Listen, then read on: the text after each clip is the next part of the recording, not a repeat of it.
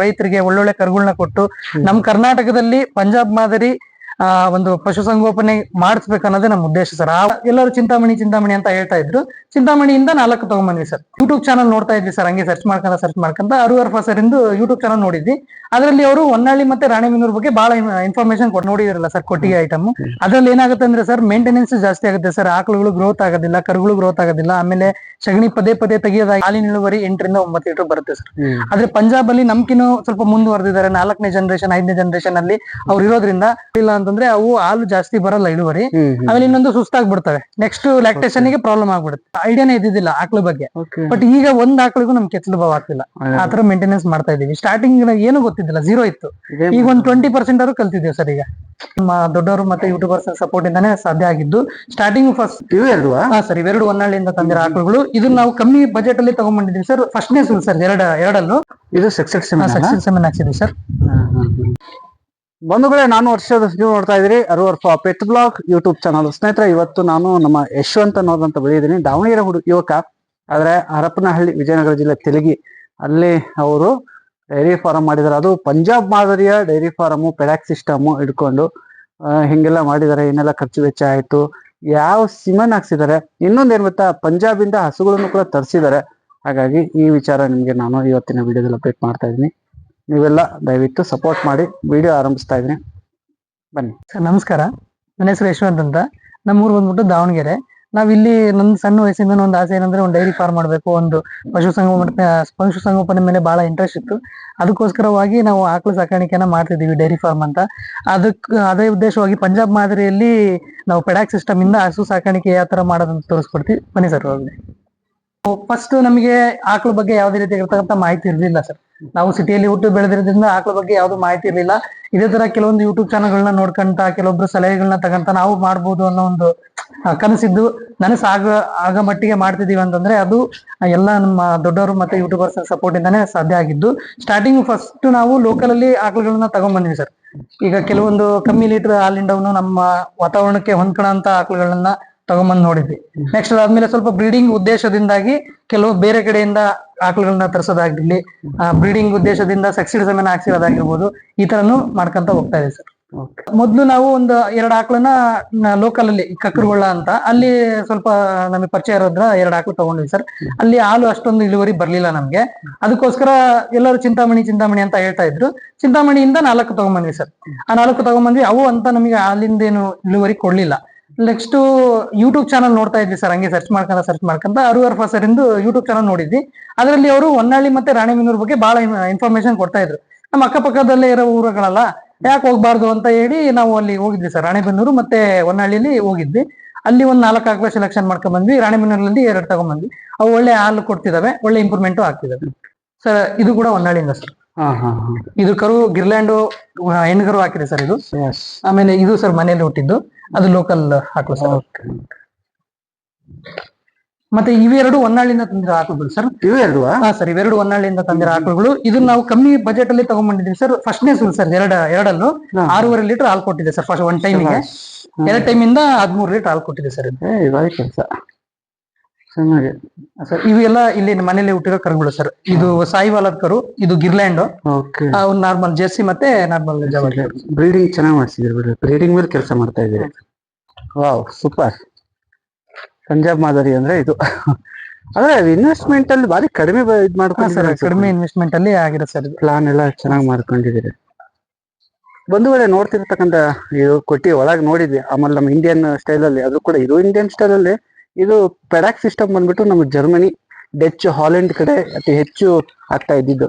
ಇದೇ ಸಿಸ್ಟಮ್ನ ಪಂಜಾಬ್, ಹರಿಯಾಣದಲ್ಲಿ ಅಳವಡಿಕೆ ಆಗಿದೆ. ಹಂಗೆ ಇದೇ ರೀತಿ ನಮ್ಮ ಯುವಕ ನಮ್ಮ ಲೋಕಲ್ ಅಲ್ಲಿ ಮಾಡ್ತಿರೋಂಥದ್ದು ಖುಷಿ ಪಡುವಂತ ವಿಚಾರ.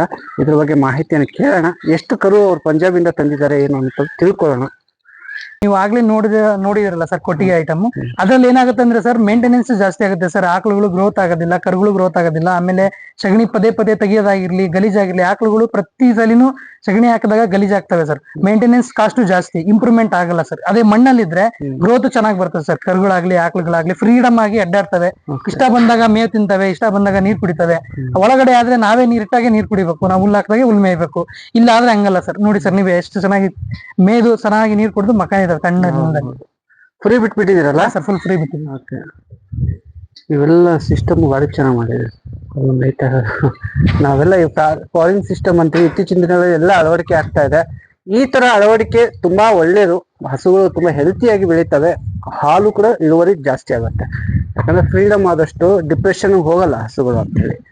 ಪಂಜಾಬಿಂದ ಆಯ್ಕೆ ಮಾಡ್ಕೊಂಡ್ ಬಂದಿದ್ರೆ ಅಂದ್ರೆ ಹಸುಗಳು ಎಲ್ಲಿದೆ ಆ ಕಡೆ ಹೋಗೋಣ. ಸರ್ ಬನ್ನಿ ಸರ್. ಈಗ ನಮ್ಮ ಲೋಕಲ್ ಕ್ವಾಲಿಟಿಯಲ್ಲಿ ಮ್ಯಾಕ್ಸಿಮಮ್ ಅಂದ್ರೆ ಹಾಲಿನ ಇಳುವರಿ 8ರಿಂದ 9 ಲೀಟರ್ ಬರುತ್ತೆ ಸರ್. ಆದ್ರೆ ಪಂಜಾಬ್ ಅಲ್ಲಿ ನಮ್ಕಿನ್ನು ಸ್ವಲ್ಪ ಮುಂದುವರೆದಿದ್ದಾರೆ. 4ನೇ ಜನರೇಷನ್ 5ನೇ ಜನರೇಷನ್ ಅಲ್ಲಿ ಅವ್ರು ಇರೋದ್ರಿಂದ ಅಲ್ಲಿಂದ ನಾವು ಕರುಗಳು ತಂದು ನಾವು ಸೆಮೆನ್ ಹಾಕ್ಸಿ ಅದರಿಂದ ಕರು ತಕ್ಕಂದು 6ನೇದು 7ನೇದು ಜನರೇಷನ್ ಮಾಡಿ ನಮ್ಮ ರೈತರಿಗೆ ಒಳ್ಳೊಳ್ಳೆ ಕರುಗಳನ್ನ ಕೊಟ್ಟು ನಮ್ಮ ಕರ್ನಾಟಕದಲ್ಲಿ ಪಂಜಾಬ್ ಮಾದರಿ ಒಂದು ಪಶುಸಂಗೋಪನೆ ಮಾಡಿಸ್ಬೇಕು ಅನ್ನೋದೇ ನಮ್ಮ ಉದ್ದೇಶ ಸರ್. ಆ ಉದ್ದೇಶದಿಂದ ನಾವು ಕರುಗಳನ್ನ ಆಯ್ಕೆ ಮಾಡ್ಕೊಂಡು ಪಂಜಾಬಿಂದ ತರಿಸಿದೀವಿ ಸರ್. ಇವೇ ನೋಡ್ತಿದಾರಲ್ಲ ಸರ್, ಇವೆಲ್ಲ ಪಂಜಾಬ್ ತಳಿಗಳು. ಪಂಜಾಬ್ ಬ್ರೀಡ್ ಅಲ್ಲ ಸರ್ ಪಂಜಾಬ್ ಬ್ರೀಡ್. ಒಂದೊಂದು ವೆರೈಟಿ ಬ್ರೀಡ್ ತರಿಸಿದೀವಿ. ಅರ್ಮಾಡ, ಆಮೇಲೆ ಸ್ಪೈಕ್, ಬ್ರೂಟು, ಈ ತರ ವೆರೈಟಿ ಹಸುಗಳನ್ನ ತರಿಸಿದೀವಿ ಸರ್. ಇದರಲ್ಲಿ 4-5 ಕನ್ಸೀವ್ ಆಗಿದೆ ಸರ್ ಆಲ್ರೆಡಿ. ಆಲ್ಮೋಸ್ಟ್ ABS ತರಿಸ್ಬಿಟ್ರಲ್ಲ ಸರ್, ಅಷ್ಟು ABS. ಇದು ಒಂದು ಲೋಕಲ್ ಸರ್. ಲೋಕಲ್ ಇದು ವೆರಿ ನೈಸ್. ಅದು ಬ್ರೂಟ್ ಸರ್, ಅದು ಇದಲ್ಲ. ಓಕೆ. ಯಾವ ಸೆಮೆನ್ ಯೂಸ್ ಮಾಡ್ತಾ ಇದ್ದೀರಾ? Semen sir. ನಾವು ಸೇಮ್ ABS ಮತ್ತೆ ವರ್ಲ್ಡ್ ವೈಡ್ ಸೆಮೆನ್ ಯೂಸ್ ಮಾಡ್ತಾ ಇದ್ದೀವಿ. ವರ್ಲ್ಡ್ ವೈಡ್ ಅಲ್ಲ? ಚೆನ್ನಾಗಿ ವರ್ಲ್ಡ್ ವೈಡ್ ಚೆನ್ನಾಗಿ ಬರುತ್ತೆ, ಏನ್ ಪ್ರಾಬ್ಲಮ್ ಇಲ್ಲ. ಇದು 4 ಮಂತ್ಸ್ ಪ್ರೆಗ್ನೆಂಟ್ ಸರ್. ಇದು 4 ಮಂತ್ ನೋಡ್ರಪ್ಪ. ಇದಪ್ಪ ಇದನ್ನ ಸಾಧನೆ ಅಂತ ಹೇಳಿದ್ರೆ ಇವೆಲ್ಲ ಸ್ನೇಹಿತರೆ ಏನು ಗೊತ್ತಾ, ನಾವೆಲ್ಲ ವಿಡಿಯೋ ಮಾಡ್ತಾ ಇರುವಂತದ್ದು ಒಂದು ನೋಡ್ಲಿ ಅನ್ನೋದಲ್ಲ, ಯಾರು ಮೆಥಡ್ ಅಲ್ಲಿ ಮಾಡ್ತಿದ್ದಾರೆ ಅದು ಅನುಕೂಲ ಆಗಿದೆಯೋ ಇಲ್ಲ, ಅನುಕೂಲ ಆದ್ರೆ ಹೇಗೆ ಏನು ಇದು ನಮ್ಗೆ ತಿಳಿಬೇಕಾಗಿರುವಂತದ್ದು. ಮುಂದೆ ನಾವು ಮಾಡ್ಬೇಕಾದ್ರೂ ಕೂಡ ಇದು ಆಗಬೇಕು ಅನ್ನೋಂಥದ್ದು ವಿಷಯ. ಅಂದ್ರೆ ಬ್ರೀಡ್ ಮಾತ್ರ ಹೆವಿ ಇದೆ ಬಿಡಪ್ಪ, ತುಂಬಾ ಹೆವಿ ಇದೆ.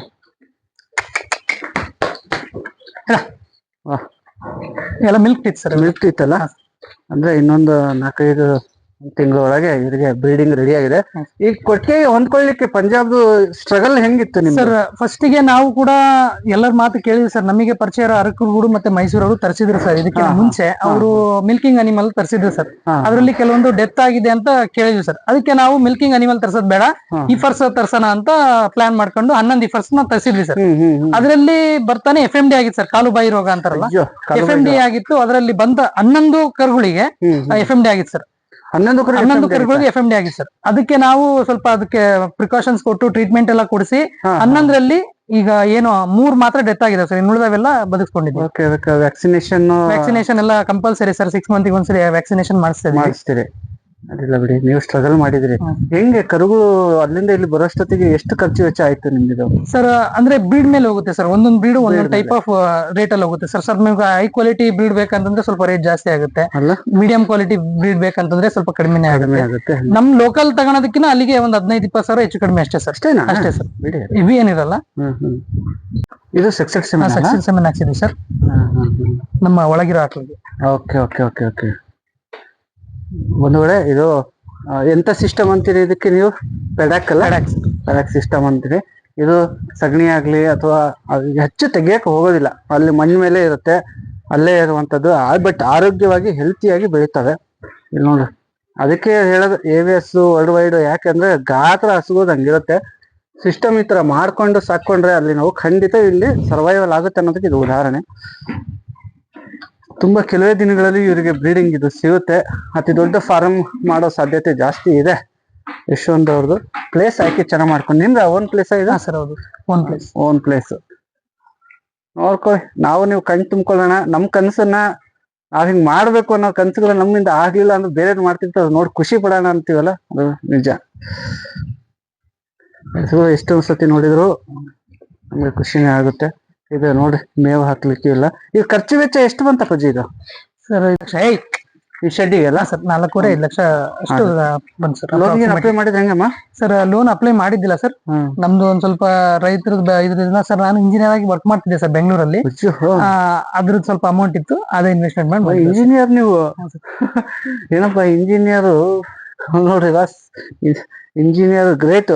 ಯಾಕಂದ್ರೆ ಇತ್ತೀಚಿನ ದಿನಗಳಲ್ಲಿ ಎಲ್ಲ ಟೆಕ್ನಿಷಿಯನ್ ಏನೇ ಇದ್ರು, ಟೆಕ್ಕಿಗಳೇನಿದ್ರು ಎಲ್ಲರೂ ಕೂಡ ಇವತ್ತು ಹೈನುಗಾರಿಕೆಗೆ ಬಂದರೆ. ಬಟ್ ಅದರಲ್ಲಿ ಸಕ್ಸಸ್ ಆಗ್ತಿದಾರೆ ಅನ್ನೋದು ಖುಷಿಯಾದ ವಿಚಾರ.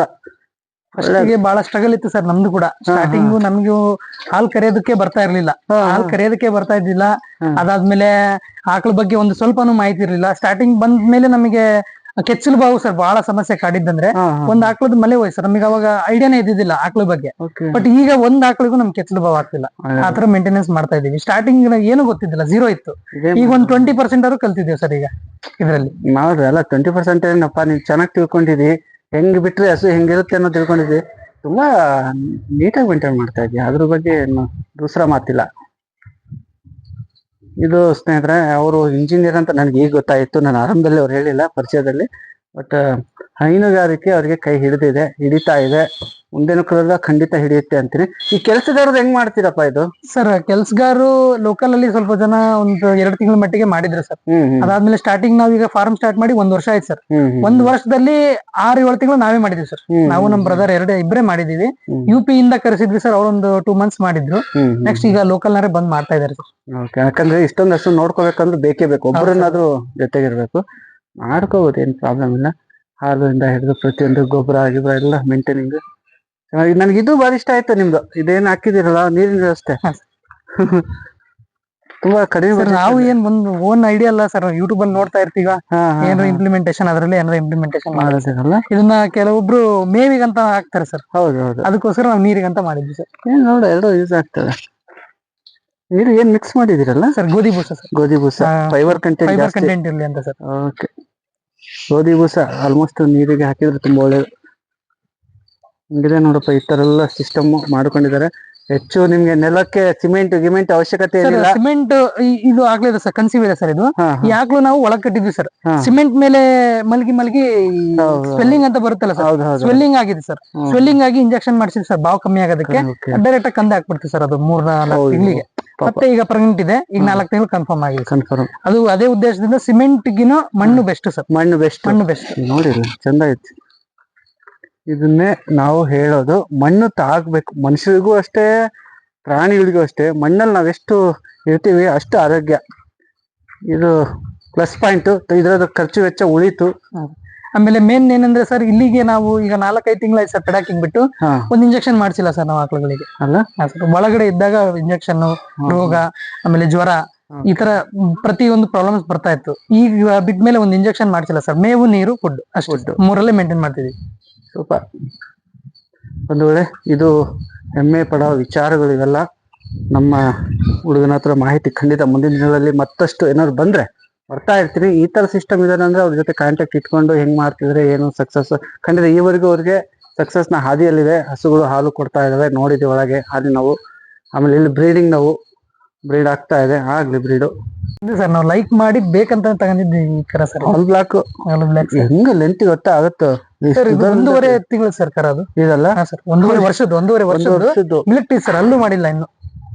ಅದಕ್ಕೆ ಅನ್ನೋದು AVS ನವರು ಅಥವಾ ನಾವು WW ಏನ್ ಹೇಳ್ತಾರೆ, ಅವ್ರ ಕರುಗಳು ಬರೋದೇ ಗಾತ್ರ ಹೆಂಗಿರ್ತಾರೆ. ಅದನ್ನಾಗ ಇದಾಯ್ತು, ಪ್ರೆಗ್ನೆಂಟ್ ಆಯ್ತಂದ್ರೆ ಒಳ್ಳೆ ಇದು ಕೂಡ ಆಗುತ್ತೆ ಸರ್. ಅರ್ಮಾಡ ಯಾವ್ದು? ಇವೆರಡು ಹೌದು ಸರ್. ಇವೆರಡು ಅರ್ಮಾಡ. ಸ್ಪೈಕ್ ಸರ್, ಬ್ರೂಟ್ ಅಲ್ಲ. ಇನ್ನೊಂದು ವೈಟ್ ಕಲರ್ ಒಂದು ತರಿಸಿದ್ವಿ ಸರ್, ಅದು ಸ್ಪೈಕ್. ಅದು ಡೆತ್ ಆಯ್ತು ಸರ್ ಅದು. ಓಕೆ. ಈಗ ಹೊಸ ಬುಲ್ಗಳು ಬರ್ತಿದಾವೆ, ಒಳ್ಳೊಳ್ಳೆ ಜಿನೋವಿಕ್ ಸೆಮೆನ್ಗಳು. ಅವೆಲ್ಲ ಕಾಂಟ್ಯಾಕ್ಟ್ ಹೆಂಗ್ ಮಾಡ್ತೀರಿ AVS ನವ್ರು ಈ ಕಡೆ? ಸರ್ ಇಲ್ಲಿ ABS ಅವರು ಒಬ್ರು ಬೆಂಗಳೂರಲ್ಲಿ ಪರಿಚಯ ಇದಾರೆ ಸರ್. ಅವ್ರ ಕಾಂಟ್ಯಾಕ್ಟ್ ಇಂದ ನಮ್ ಡಾಕ್ಟರ್ ಹತ್ರ ಹೇಳಿ ನಾವು ಸೆಮೆನ್ಗಳನ್ನ ತರಿಸ್ಕೊಂಡಿದ್ದೀವಿ. ಸಕ್ಸಸ್ ಸೆಮೆನ್ ಜಾಸ್ತಿ ಆಗ್ತದೆ ಸರ್. ಮ್ಯಾನೇಜರ್ ಚಿನ್ಮಯ್ ಅವ್ರದ್ದು ನಂಬರ್ ಕೊಡ್ತೀನಿ. ಚಿನ್ಮಯ್ನ? ಓಕೆ, ನಂಬರ್ ಇದ್ರೆ ಓಕೆ, ಇಲ್ಲ ಅಂದ್ರೆ ನಾನು ಕೊಡ್ತಿದ್ದೆ. ಚಿನ್ಮಯ್ ತುಂಬಾ ಸಪೋರ್ಟ್ ಮಾಡ್ತಾರೆ AVS ಅಲ್ಲಿ. ಎಲ್ಲಾ ಜಿಲ್ಲೆಗಳ ತಿರುಗಾಡಿ ರೈತರಿಗೆ ಟ್ರೈನಿಂಗ್ ಎಲ್ಲ ಕಂಡಕ್ಟ್ ಮಾಡ್ತಾರೆ. ನಾನು ಕೂಡ ಅವ್ರಿಗೆ ವಿಡಿಯೋಗಳು ಮಾಡಿ ಕೊಟ್ಟಿದ್ದೀನಿ ಚಿನ್ಮಯ್ ಅವ್ರಿಗೆ.